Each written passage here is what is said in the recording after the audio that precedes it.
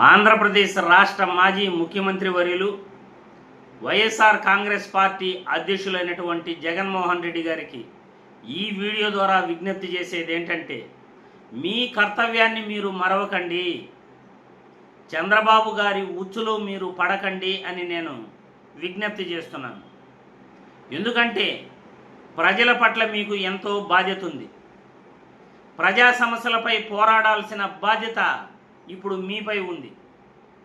ఈ ప్రభుత్వం చేసే తప్పులను ఎత్తి చూపాల్సిన బాధ్యత కూడా మీపై ఉంది. ఈరోజు చంద్రబాబు నాయుడు గారు అధికారంలోకి వచ్చిన 20 నెలల్లో రాష్ట్రాన్ని అప్పులమయం చేసేసాడు. ప్రజల్ని డైవర్షన్ చేస్తున్నాడు. ప్రజల్ని డైవర్షన్ చేస్తూ వైఎస్ఆర్ కాంగ్రెస్ పార్టీపై, జగన్మోహన్ రెడ్డిపై, వైఎస్ఆర్ పార్టీ నాయకులపై తప్పుడు ప్రచారాలు ఆయన చేసుకుంటూ పోతున్నాడు. ఒక పక్క దేవుళ్ళని రాజకీయంలోకి లాక్కొస్తున్నాడు, మరో పక్క మత విద్వేషాలను రెచ్చగొడుతున్నాడు. ఉదాహరణకు తిరుమల లడ్డూలో కల్తీ జరిగింది అని చెప్పి ఆయన ప్రచారం చేయటమే ఆ తిరుమల శ్రీవారిని రాజకీయాల్లోకి లాగడంగా మనం చెప్పుకోవచ్చు. అదేవిధంగా మాజీ ముఖ్యమంత్రి వర్యులు క్రిస్టియన్ మతానికి చెందినవారు అని చెప్పి ఆయన ఈ మధ్య వాళ్ళ అనుకూల మీడియాల్లో ప్రచారం చేయటం మొదలుపెట్టాడు. దాన్నే మత విద్వేషాలు రెచ్చగొట్టడంగా మనం చెప్పుకోవచ్చు. సాక్షాత్తు అసెంబ్లీలోనే మతాల గురించి మాట్లాడుతున్నారు అంటే ప్రస్తుత రాజకీయాలు ఏ విధంగా ఉన్నాయో మనం అర్థం చేసుకోవచ్చు.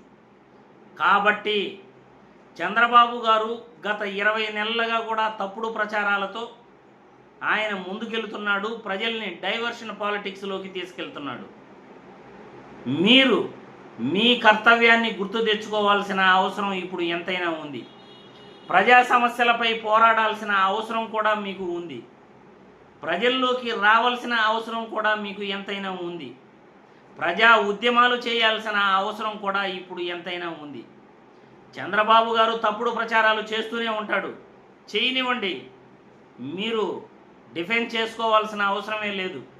మీరేంటో ప్రజలకు తెలుసు, చంద్రబాబు గారు ఏంటో ప్రజలకు తెలుసు. కాబట్టి చంద్రబాబు గారు గత 20 నెలలుగా ఆయన నెరవేర్చినటువంటి ఎన్నికల హామీలపై మీరు పోరాడాల్సిన అవసరం ఇప్పుడు ప్రజలకు ఎంతైనా ఉంది. ముఖ్యంగా ఉద్యోగుల కోసం మీరు పోరాడాలి. ఉద్యోగులకు పిఆర్సీ కమిషన్ వేస్తానని ఆయన పూర్తిగా మర్చిపోయాడు. అంగన్వాడీ కార్మికుల గురించి మర్చిపోయాడు. వాలంటరీ వ్యవస్థను పూర్తిగా నాశనం చేసేశాడు. రైతు భరోసా కేంద్రాలు, విలేజ్ క్లినిక్లు పూర్తిగా నిర్వీర్యమైపోయినాయి.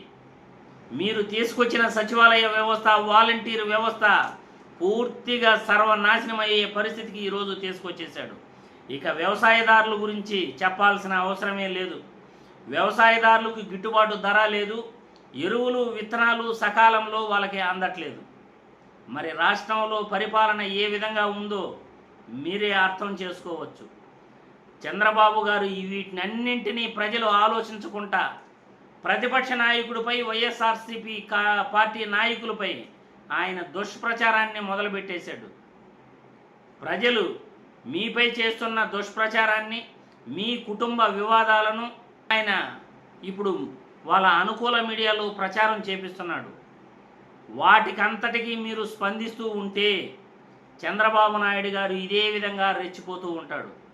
కాబట్టి ప్రజా సమస్యలపై మీరు ఉద్యమ బాట పడితే ఎప్పటికప్పుడు చంద్రబాబుని కట్టడి చేయొచ్చు. చంద్రబాబు ఆలోచనల్ని పక్కదారి పట్టించవచ్చు.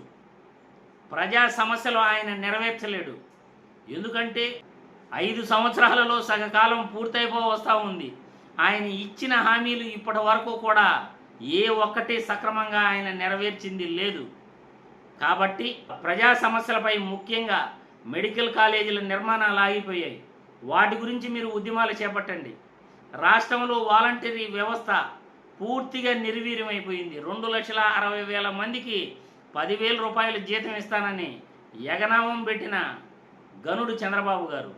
ఆ వాలంటరీ వ్యవస్థ పైన ఉద్యమ బాట పట్టండి.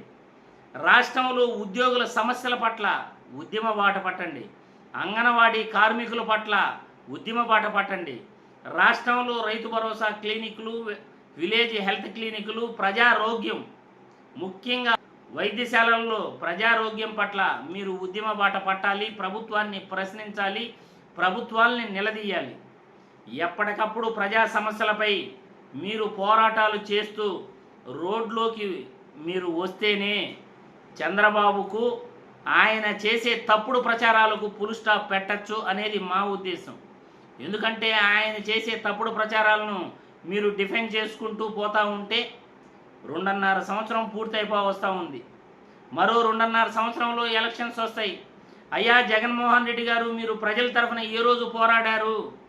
మీ వ్యక్తిగత సమస్యల కోసం చంద్రబాబుపై పోరాడారు, కానీ ప్రజా సమస్యలపై మీరు ఏ రోజు పోరాడారు అని ప్రజలు అడిగితే మీరు సమాధానం చెప్పలేని స్థితిలో మీరు ఎన్నికల ముందు నిలబడాల్సిన పరిస్థితి ఏర్పడుతుంది. కాబట్టి ఆ అవకాశం ప్రజలకి ఇవ్వకండి.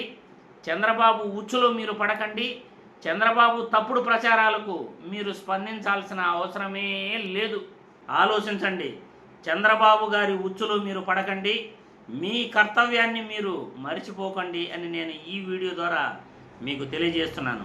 మరి ప్రజలు మీ అభిప్రాయాలను మన విశ్లేషణ చూసి కామెంట్ల రూపంలో తెలియజేయాల్సిందిగా వీడియో ద్వారా కోరుతున్నాను.